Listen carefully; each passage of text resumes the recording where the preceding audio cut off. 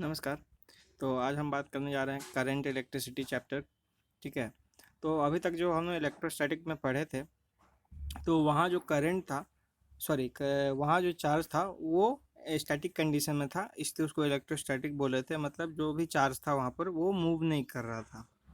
अब जो हम लोग फेनोमेनन पढ़ने वाले हैं वो चार्ज के मोशन से रिलेटेड पढ़ने वाले हैं ना। तो उसमें सबसे पहला हम लोग करंट पढ़ने वाले हैं। जनरली जब भी चार्ज का फ्लो होगा, ठीक है, तो ये जो चार्ज मोशन करेगा इसी मोशन को हम लोग करंट बोलते हैं, है ना। कि चार्ज जब फ्लो करने लगेगा तो हमको किसी सर्किट में हमको करंट मिलेगा। अब ये फ्लो जो है जनरली ये चार्ज पे डिपेंड करेगा कि कौन सा चार्ज कैसे फ्लो कर रहा है। जैसे कि ये जो करंट है मेटल में होता है फ्री इलेक्ट्रॉन के फ्लो के चलते, या सॉलिड कंडक्टर जिसका हम कंडक्टर बात कर रहे हैं। तो कंडक्टर वगैरह में जो फ्री इलेक्ट्रॉन होते हैं उनके मोशन के चलते जो होता है वो चार्ज आपको मतलब उनका जो मोशन हो रहा है उसके चलते ये जो इलेक्ट्रॉन है वो असल में तो चार्ज पार्टिकल है, तो ये जो इलेक्ट्रॉन मूव कर रहा है कंडक्टर में उसके चलते वहाँ पर करंट फ्लो होता है। जबकि जैसे कि इलेक्ट्रोलाइटिक सोल्यूशन है, यानी कि जो बैटरी में आपको लिक्विड होता है, उसको कहीं ना कहीं आप इलेक्ट्रोकेमिस्ट्री में पढ़े कि उसमें आयंस होते हैं, उसमें आपको पॉजिटिव आयंस भी हो सकते हैं, नेगेटिव आयंस भी हो सकते हैं। और उनका फ्लो के चलते जो चार्ज का फ्लो हो रहा है ना, उसके चलते वहाँ पर करंट का फ्लो होता है इलेक्ट्रोलाइट में। जबकि आगे चल के आप जब मॉडर्न फिजिक्स चालू होगा और उसमें जब आपका ये सेमीकंडक्टर डिवाइसेस पढ़ेंगे, तो पी टाइप एन टाइप आप जब सेमीकंडक्टर पढ़ेंगे तो उसमें आपको पता चलेगा कि सेमीकंडक्टर में जो करंट का फ्लो होता है वो इलेक्ट्रॉन के चलते होता है कहीं कहीं, है ना। और कहीं कहीं आपको जो करंट का फ्लो होता है वो होल्स के चलते होता है, जो एक तरह का वैकेंसी होता है, इलेक्ट्रॉन वैकेंसी होता है। ठीक है, तो वो जब हम लोग पढ़ेंगे सेमीकंडक्टर तब देखेंगे। तो सेमीकंडक्टर का जो करंट का फ्लो है वो हमें अभी बात नहीं करना है। आयन का जो करंट का फ्लो है, यानी कि आयन में जो पॉजिटिव और नेगेटिव चार्ज के चलते जो फ्लो हो रहा है और जो करंट हमको मिल रहा है उसका भी हम बात नहीं करेंगे। उसका बात इलेक्ट्रोकेमिस्ट्री में आपको हुआ है, केमिस्ट्री सब्जेक्ट में इसी साल। ठीक है। तो हमको जो मेनली फोकस करना है वो फोकस करना है आपको करंट इन सॉलिड कंडक्टर, है ना, या मेटल, है ना। करंट इन मेटल पर सबसे पहले बात करते हैं। तो जो मेटल में अब फ्लो हो रहा है वो किसके चलते हो रहा है? फ्री इलेक्ट्रॉन के चलते। अब सबसे पहले करंट को हम डिफाइन कर लेते हैं, है ना। तो करंट जो है, जैसे कि कोई आपको फॉर एग्जांपल कंडक्टर मान लिए, तो उसमें हो सकता है कि जो चार्ज है वो फ्लो कर रहा है। ठीक है, कहीं कहीं अभी जैसे बोले कहीं पॉजिटिव चार्ज भी फ्लो करेगा, कहीं नेगेटिव चार्ज फ्लो करेगा। ठीक है, जैसे कि हम बात करते हैं जो आयन फ्लो कर रहा है आपको इलेक्ट्रोलाइटिक सोल्यूशन में। ठीक है। तो जो नेट चार्ज है एक किसी डायरेक्शन में अगर फ्लो कर रहा है, पॉजिटिव माइनस नेगेटिव जो भी ये नेट चार्ज है वो एक डायरेक्शन में जितना फ्लो कर रहा है वो करंट हो जाएगा आपका। ठीक है। तो करंट डिफाइन होता है अगर स्टेडी फ्लो है ना। फ्लो स्टेडी फ्लो है, जैसे कि हम लोग लैमिनर स्टेडी फ्लो पढ़े थे आपको फ्लूइड मैकेनिक्स में। तो अगर ये जो करंट का पैटर्न है अगर स्टेडी फ्लो है, ठीक है, मतलब कि अगर इक्वल इंटरवल टाइम में वो इक्वल अमाउंट पास कर रहा है, तो जो करंट है उसको हम डिफाइन करते हैं कि एक क्रॉस सेक्शनल एरिया से, है ना। कभी भी हम करंट का बात करेंगे तो एक क्रॉस सेक्शनल एरिया लेंगे और उस पर भी बात करेंगे, तो एक क्रॉस सेक्शनल एरिया से जो नेट चार्ज है वो कितना फ्लो कर रहा है पर यूनिट टाइम, यही हो जाएगा आपको करंट। तो जैसे कि क्यू चार्ज है ना यहाँ पर, तो क्यू चार्ज जो है वो आपको पास कर रहा है, मान लीजिए नेट क्यू चार्ज पास कर रहा है किसी कंडक्टर से टी टाइम में, तो आपको करंट कितना हो गया? क्यू बाई टाइम, है ना। क्यू बाई टाइम हो गया। तो करंट एक तरह से बोल सकते हैं charge per unit time through a cross sectional area. ठीक है। लेकिन अगर स्टेडी फ्लो नहीं हो, है ना, फ्लो का जो पैटर्न है कभी जो है चार्ज ज़्यादा जा रहा है कभी कम जा रहा है, तब जो है करंट का हम इंस्टेंट बात करेंगे, इंस्टेंटेनियस बात करेंगे। और वो हम जानते हैं कैसे निकलेगा। अगर करंट एक खास समय एक खास परफेक्ट पॉइंट पे हमको बात कर रहा है, टी टाइम पर बात कर रहा है, तो उसको हम बात करेंगे limit delta T tends to zero delta Q by delta T से, है ना। कि एट इंस्टेंट जो है करंट का फ्लो कितना हो रहा है वो इस फॉर्मूला से हम बात करेंगे। तो अगर स्टेडी फ्लो हो रहा है तो जनरली हम क्यू बाई टी निकालेंगे, और अगर स्टेडी फ्लो नहीं है, ठीक है, टर्बुलेंट फ्लो है, तो हम लिमिट करंट का लिमिट का बात करेंगे जहाँ पर टी जो है बहुत छोटा वैल्यू ले रहा है ना। तो दो तरह का फ्लो हो सकता है करंट का, सिंपली हम लोग जनरली कंसिडर कर रहे हैं या तो जो फ्लो है उसमें वेरिएशन आए, या अगर वेरिएशन नहीं आ रहा है तो स्टेडी रहे, तब हम ऐसे बात करेंगे। अब जो हम लोग एक जनरल आगे जो एज्यूम करने वाले हैं, है ना, तो हम लोग स्टेडी फ्लो को एज्यूम करके पढ़ेंगे, है ना, कि जो फ्लो है जनरली हम अभी स्टेडी एज्यूम करके जितना भी पैटर्न या जितना भी हम एक्सपेरिमेंट या जो भी थ्योरी पढ़ेंगे वहाँ एज्यूम करेंगे कि जो फिलहाल जो करंट है वो इंस्टेंट है समझने के लिए। हाँ, ये हो सकता है कि कुछ प्रॉब्लम है आपको इंस्टेंट करंट का भी बात हो सकता है, ठीक है। तो आपको दिमाग में रखना, अगर इंस्टेंट करंट का बात कर रहा है तो यानी कि उस खास टाइम पे जिस टाइम पे बात कर रहा है उस टाइम पर अगर हमको करंट निकालना है तो उसका वैल्यू हो जाएगा limit delta T tends to zero, है ना, delta Q by delta T, है ना। और अगर स्टेडी फ्लो है तो फिर सिंपल कि चार्ज पर यूनिट टाइम, ठीक है। तो करंट ये डिफाइन होता है। अब हमको पढ़ना है मेटल में करंट, है ना। तो मेटल में करंट का बात कर रहे थे कि मेटल में जो करंट है वो किसके चलते होता है, वो फ्री इलेक्ट्रॉन के चलते होता है, ठीक है। तो जनरली हम जो बात करने जा रहे हैं मेटल या सॉलिड में करंट, तो हमारे आसपास अब अगर देखा जाए कि कहाँ से चार्ज पार्टिकल आ सकता है, तो सबसे सिंपल सा अगर समझना है तो हमारे आसपास जो भी चीज़ है, जो भी मटेरियल है, चाहे वो कंडक्टर है, इंसुलेटर है, या जो भी है, वो एटम का बना हुआ है ना। आप है, हम है, सब में एटम कहीं ना कहीं है। और एटम जो आप देख रहे हैं, एटम जो है उसमें चार्ज पार्टिकल है, ठीक है। एटम में चार्ज पार्टिकल है, इलेक्ट्रॉन नेगेटिव चार्ज हो गया आपको, और प्रोटॉन जो है पॉजिटिव चार्ज हो गया, ठीक है। प्रोटॉन जो है वो न्यूक्लियस के साथ अटैच होता है और सेंटर में होता है, जबकि इलेक्ट्रॉन रिवॉल्व करते रहता है क्लाउड के फॉर्म में आपको न्यूक्लियस के अराउंड, ठीक है। तो एक अगर एटम में देखा जाए तो दो चार्ज रहता है, लेकिन दो नेट चार्ज जो होता है एटम का वो जीरो होता है जनरली, ठीक है। तो लेकिन वहाँ पर क्या है कि अगर एक एटम या एक मॉलिक्यूल की बात करें तो वहाँ जो है जनरली आपको जो इलेक्ट्रॉन है, ठीक है, वो अटैच रहता है, वो किसी न किसी तरह से अट्रैक्ट होता है आपको न्यूक्लियस की तरफ, तो वो अपना ऑर्बिट को छोड़ के नहीं जा सकता अगर सिंगल एटम या छोटा मॉलिक्यूल या जो इंसुलेटर है वहाँ पर बात कर रहे हैं।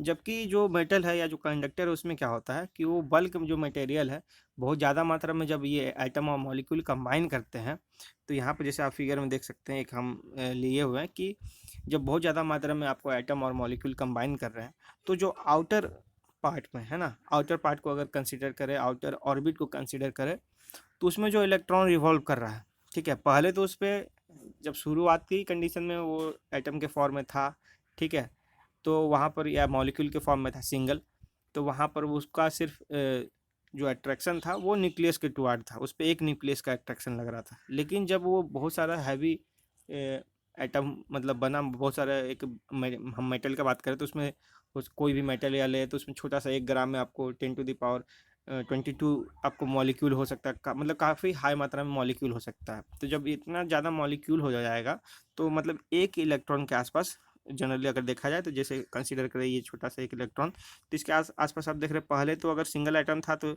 एक न्यूक्लियस था, लेकिन अब क्या हो रहा है, एक दो तीन, है ना। अगर सिर्फ इसका प्रॉक्सिमिटी में बात किया जाए एकदम जस्ट पास इसके कितने एटम है, तो 3 एटम आपको जस्ट इसके पास हो गया। तो पहले इस पे एक न्यूक्लियस का फोर्स लग रहा था, ठीक है, अब इस पे 3 न्यूक्लियस का फोर्स लग रहा है। तो फोर्स 3 न्यूक्लियस का लग रहा है, लेकिन नोट करने का क्या बात है कि इसमें सब फोर्स का जो डायरेक्शन है वो अलग है। जैसे ये इसका अपना न्यूक्लियस का डायरेक्शन हो गया, ये इसके नेबर के न्यूक्लियस का डायरेक्शन हो गया, ये तो 3 अलग अलग डायरेक्शन में लगने के चलते जो फोर्स है उसका जो वेक्टर सम आएगा वो बहुत कम हो जाएगा। तो हम किसका बात कर रहे हैं कि जो आउटर इलेक्ट्रॉन है ना उस पर अपना जो न्यूक्लियस का जो फोर्स लग रहा है वो तो लग ही रहा है, और जो एक्सटर्नल और भी जो उसके अगल बगल के नेबरिंग न्यूक्लियस है उनका भी फोर्स लग रहा है। तो अब सबसे जो कहने का मतलब है जिसपे सबसे कम फोर्स लग रहा है वो है आउटर इलेक्ट्रॉन। अपना न्यूक्लियस से जिस इलेक्ट्रॉन पे सबसे कम फोर्स लग रहा है वो आउटर इलेक्ट्रॉन है, क्योंकि इलेक्ट्रॉन जितना इनर सेल में होंगे उतना अपने न्यूक्लियस से अट्रैक्ट होंगे, लेकिन जितना वो आउटर सेल में होंगे उतना चांस है कि उस पर अपने न्यूक्लियस का फोर्स तो कम लग रहा होगा। और यहाँ पर अब ऐड आ गया है ना, अब यहाँ पर 2-3 न्यूक्लियस और आ गए नेबरिंग, तो वो भी फोर्स लगा रहे हैं। तो पहले तो थोड़ा सा कम ही था बाकी लोग की अपेक्षा में आपको फोर्स, अब क्या हुआ कि अब और कम हो गया, ठीक है। तो इस तरह से ये इलेक्ट्रॉन फ्री हो गया, है ना। इस तरह से जब बहुत सारा एटम मॉलिक्यूल कंबाइन हुआ तो बगल के न्यूक्लियस के चलते ये जो एटम और मॉलिक्यूल है वो फ्री हो गया, और अब फ्री हो गया तो ये फ्री इलेक्ट्रॉन आपको मूव करने के लिए तैयार है ना। अब आपको मूव करने के लिए तैयार है, और यही इलेक्ट्रॉन आपको मूव कर सकता है, और हमको एक करंट का खास वैल्यू मिल सकता है। तो ऐसे मिलता है हमको मेटल में। हमको सिर्फ सॉलिड कंडक्टर यानी कि मेटल का बात करना था कि मेटल में कहाँ से हमको फ्री इलेक्ट्रॉन आता है ना। तो अगर सिंगल आइटम देख रहे थे तो सिंगल आइटम में जो भी है वहाँ पर फ्री इलेक्ट्रॉन नहीं मिला था, लेकिन जब बहुत बल्क में कंबाइन हो रहा था, क्लोजली पैक हो रहा था, जैसे आप सॉलिड में पढ़े होंगे है ना, केमिस्ट्री में सॉलिड चैप्टर आया होगा तो आप पैकिंग पढ़े होंगे। तो जितना ज़्यादा क्लोजिंग पैकिंग आपको होता है मेटल में, जैसे देखते हैं बहुत क्लोजली पैक होता है ना, मेटल और या नॉन मेटल को आप कंपेरिजन करें है ना, तो मेटल हाई डेंसिटी का होता है। हाई डेंसिटी का अगर सिंपल मतलब समझे तो ज़्यादा मॉलिक्यूल कम इलाका में है ना। तो ज़्यादा मॉलिक्यूल या ज़्यादा आइटम कम आपको स्पेस में है, तो सब एकदम पास है, स्ट्रॉन्ग फोर्स सब में लग रहा है, और मेटल में आप जानते हैं फोर्स ज़्यादा लग रहा है। तो जो भी है, तो आउटर सेल पे है ना जो इलेक्ट्रॉन प्रेजेंट है उस पर इस तरह से फोर्स लग रहा होगा। अब उसके आसपास 3-4 स्ट्रॉन्ग न्यूक्लियस हो गया, सब पे इस तरह से फोर्स लग रहा है, इस तरह से वो फ्री हो गया है ना। ये बात कर ली हमने। तो हम लोग को बस यही बात करना था कि हम लोग का जो टॉपिक है वो था कि इलेक्ट्रॉन फ्री कहाँ से मिलता है आपको कंडक्टर में। तो ये हो गया फ्री इलेक्ट्रॉन। अब ये जो मूव करने के लिए रेडी हो गया, हमको पता चल गया कि अब ये मूव करने के लिए अवेलेबल है। अब ये मूव कर सकता है, ठीक है, और ये मूव करेगा। कैसे करेगा मूव? तो ये दो चीज़ के चलते मूव कर सकता है। पहला तो इसमें जैसे कि अगर काइनेटिक थ्योरी पढ़े हैं हम या जो भी, तो एक थर्मल मोशन होगा, ठीक है। तो सबसे पहले बात करते हैं, फॉर एग्जांपल हम ले लेते हैं ये कंडीशन एक ले लिए, एक सर्किट ले लिए है ना। यहाँ पर आप बैटरी देख सकते हैं, ठीक है। यहाँ पर आप बैटरी देख रहे हैं, आपको एक बल्ब है, की है, ठीक है। ये जो डॉटेड में आपको स्क्वायर करके दिया गया है, ठीक है, डॉटेड में जो स्क्वायर करके दिया गया है, ये मतलब वायर है। इसको हम अभी इसका माइक्रोस्कोपिक व्यू देखेंगे कि इसके अंदर क्या चल रहा है, ठीक है। तो इसके अंदर कुछ इस तरह से हम देखेंगे कि इसके अंदर इस तरह से मॉलिक्यूल है। हम बहुत माइक्रोस्कोपिक व्यू करके देख रहे हैं। ये जो ब्लू कलर का आपको दिखाई दे रहा है ये एक एटम है, और जो रेड कलर के आपको स्मॉल पार्टिकल दिखाई दे रहा है वो फ्री इलेक्ट्रॉन है, ठीक है। सिर्फ फ्री इलेक्ट्रॉन दिखा रहे हैं, बाकी इलेक्ट्रॉन को नहीं दिखा रहा है। एटम में और भी इलेक्ट्रॉन होंगे, ठीक है, वो फ्री नहीं है, वो एटम के साथ अटैच थे। तो जो फ्री इलेक्ट्रॉन है उनको रेड कलर से यहाँ पर हम दिखा रहे हैं, ठीक है। और जो आपको मॉलिक्यूल है उसको हम यहाँ पर ब्लू कलर से या वायलेट कलर से आप बोल सकते हैं दिखा रहे हैं।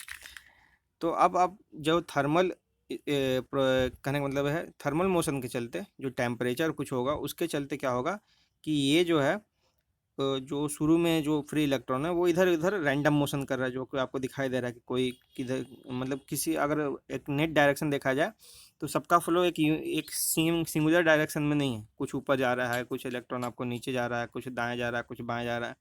तो इलेक्ट्रॉन अलग अलग डायरेक्शन में जाते हैं, है ना।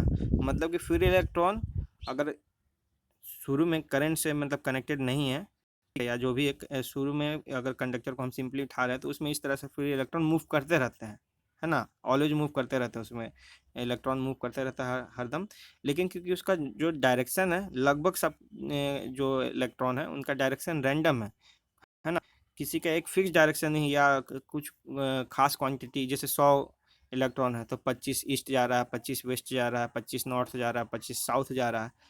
तो नेट अगर बात किया है कि नेट कितना चार्ज किधर जा रहा है, तो नेट चार्ज तो आपको जो है आपको जीरो एक तरह से। तो यही होता है जनरली कि जो भी चार्ज जो है इतना रैंडम है कि फ्लो तो हो रहा है चार्ज का, है ना। इलेक्ट्रॉन फ्री इलेक्ट्रॉन फ्लो कर रहे हैं, है ना, इनिशियल कंडीशन में जब वो किसी तरह से इन्फ्लुएंस नहीं आ रहा है, ठीक है, किसी और चीज़ के। तो मूव तो कर रहे हैं लेकिन उनका मोशन इतना रैंडम है कि नेट इलेक्ट्रिक करंट हमको कुछ नहीं मिल रहा है, ठीक है। और इस तरह से वो इधर उधर फ्री स्पेस में आप देख रहे हैं ये जो ब्लैंक वाइट स्पेस है वहाँ पर भी मूव कर रहे हैं, ठीक है।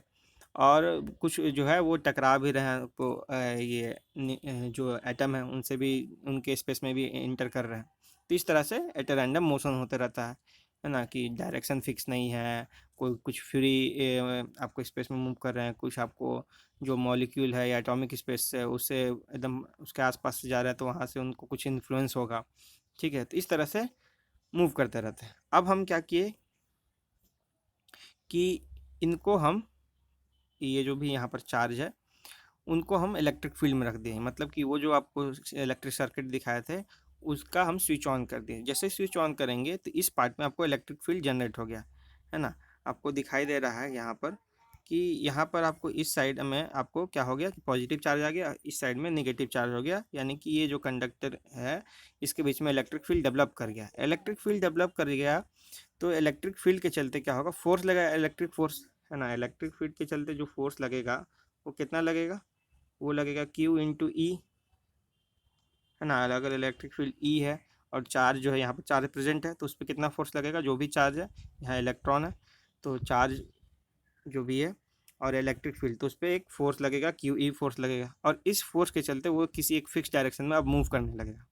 अब जो सारा, अब इलेक्ट्रिक फील्ड जो है सब इलेक्ट्रॉन के लिए यहाँ यूनिफॉर्म है तो सब पे क्यू ई फोर्स लगेगा और सब पे फोर्स का डायरेक्शन भी सेम होगा। तब आपको क्या दिखाई देगा,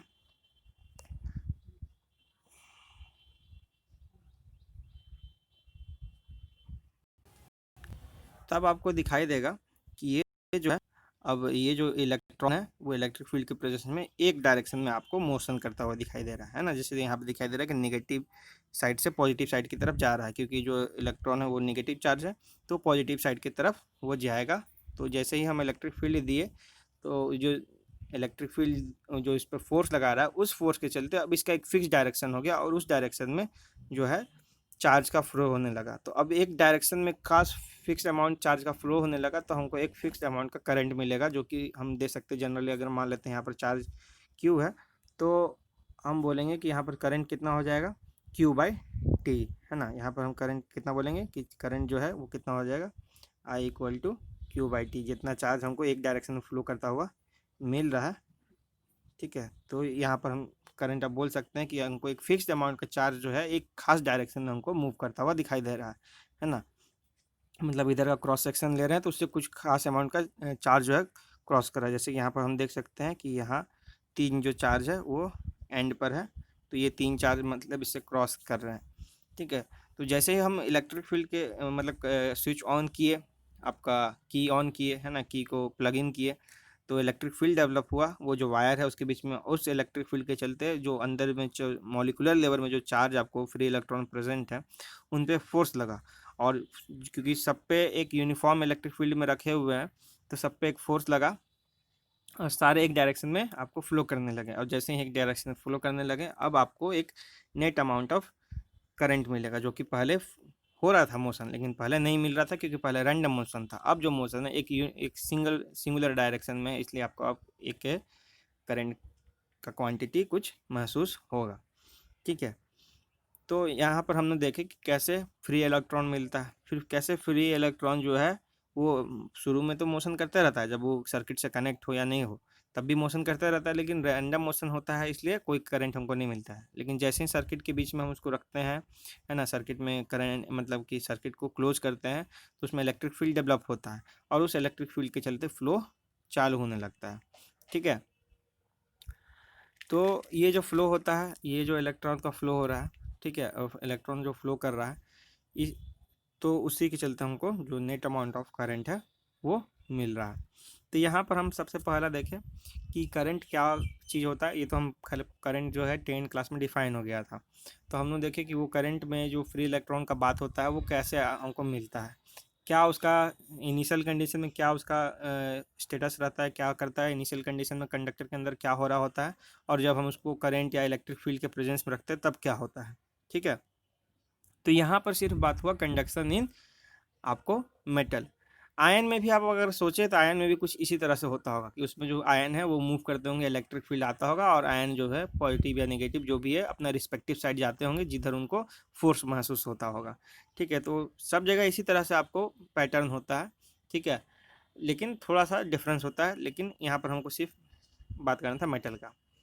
तो बाकी आप बाकी में भी अगर आपको समझना है जैसे कि आयन में सॉरी आयन बोले इलेक्ट्रोलाइट में जो आयन का मोशन हो रहा था तो वो भी कैसे समझ सकते हैं, आप समझ सकते हैं कि वो भी इलेक्ट्रिक फील्ड के प्रेजेंस में, ठीक है, एक यूनिट डायरेक्शन में मूव कर सकता है, ठीक है। क्योंकि आयन तो आपको जैसे आप सॉल्ट वाटर बनाए है ना, NaCl का सॉल्यूशन बनाया उसमें आयन आपको मिल जाएगा, वो आयोनिक सोल्यूशन हो जाएगा और मोशन तो उसमें रहता ही है ना।